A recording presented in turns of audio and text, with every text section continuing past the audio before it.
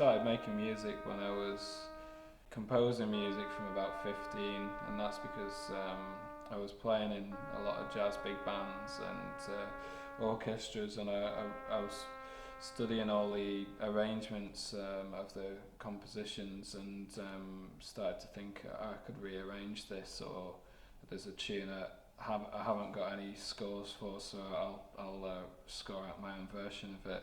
And then from that I started thinking, well, this all makes sense, so I can start composing and scoring out my own music.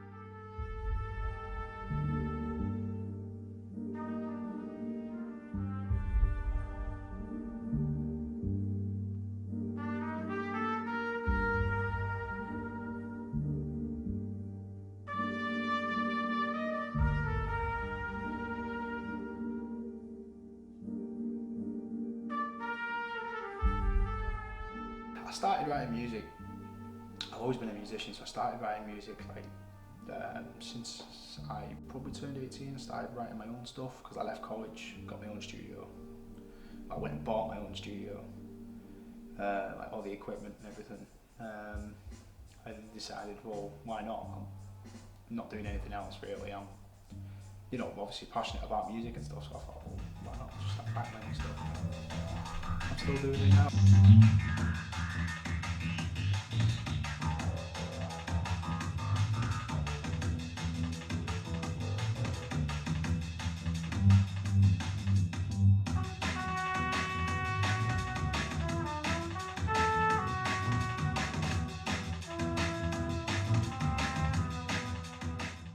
Primarily I'm an electronic producer, so e.g.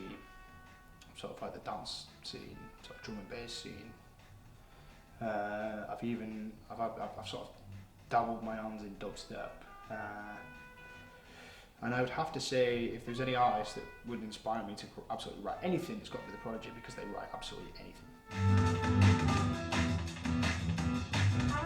The fact of not being able to see, that it did put a great big barrier in place, because half of the software that you use to write your music and stuff requires sight, due to the fact of screen readers not being accessible, not being able to access, the software in question.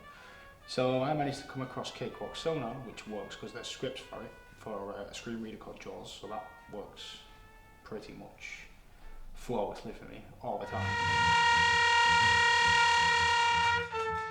My actual track that I have wrote for this performance, it's a drum and bass track. Now, I have never ever really written drum and bass in my life, because I don't know, it was just something I couldn't, it's not that I didn't want to, it was just something I couldn't get my head around. I couldn't get my head around the structure, just actually finding the right sounds really, that was half of my goal.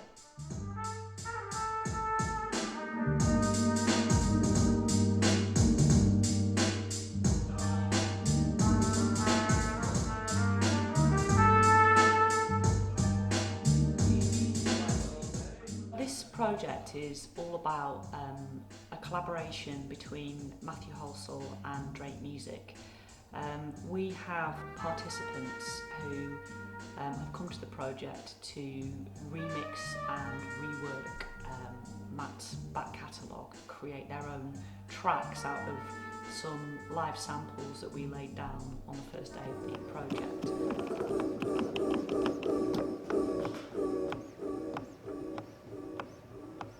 I first started making music when I was about 21.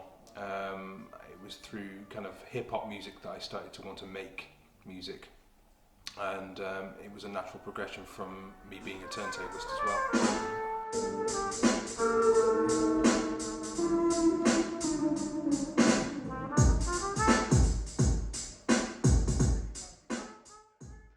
From day one, when we introduced the project, we were playing our version of the remix, and immediately the participants fully got involved and came on stage and had a look at our setups and started jamming with us, and it just felt comfortable from day one, and the barriers were already broken within a matter of maybe an hour and a half, which was amazing really. and it's just going from strength to strength. Now it's like everyone's got their own setup and they're remixing my music, and that's been really, really good.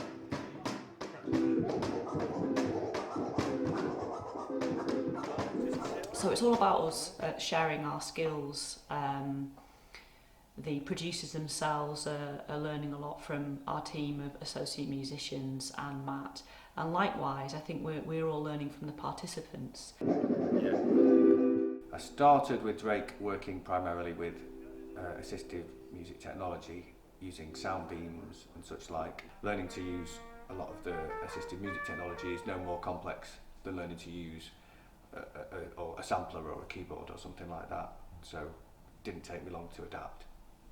Yeah. Okay, so then I went for that one, I would get rid of that second note. And then if you open up this loop, if you put a length of, say let's do the first beat in 4 bars. Working as a DJ, I started to get just a bit bored of playing the tracks, so I then started slicing the tracks off my MP3 player, and I found the crowd was giving quite a good reaction, so I just started to do a bit more.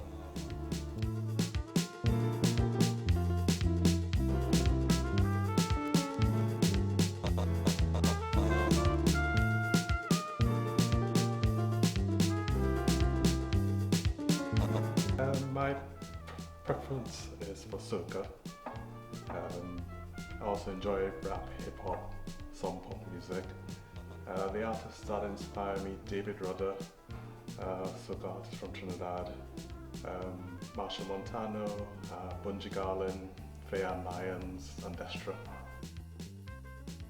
Yeah, I mean the aim of this work, well, one of the aims of this project, I should say, is to provoke some debate around the issue of access and music production.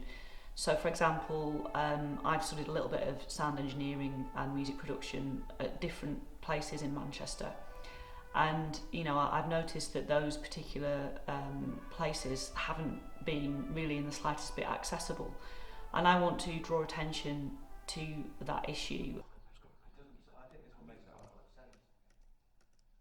Cerebral palsy, which is what I got diagnosed with first when I was a kid. My left side was really stiff, so it didn't play many notes. And when I first started piano, I could only play 1 note, and then over like 8 years, I learned to play 2 chords.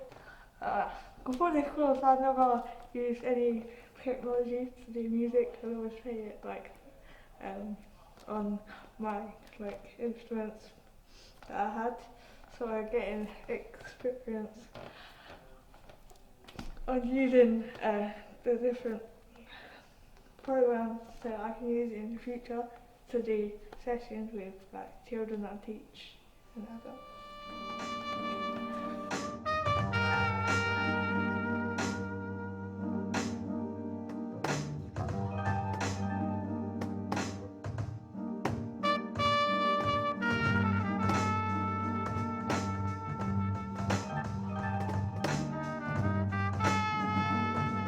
My name's Cara C. I'm an electronic musician, a sound engineer and facilitator as well.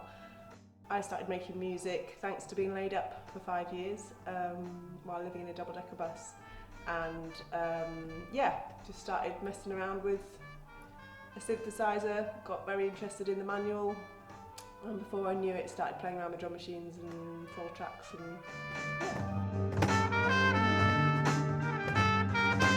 I think I firmly believe that raising the profile for anybody who doesn't have that more entitled voice, shall we say, is visibility and more visibility. And connecting. It's about connecting. It's connecting people to other people.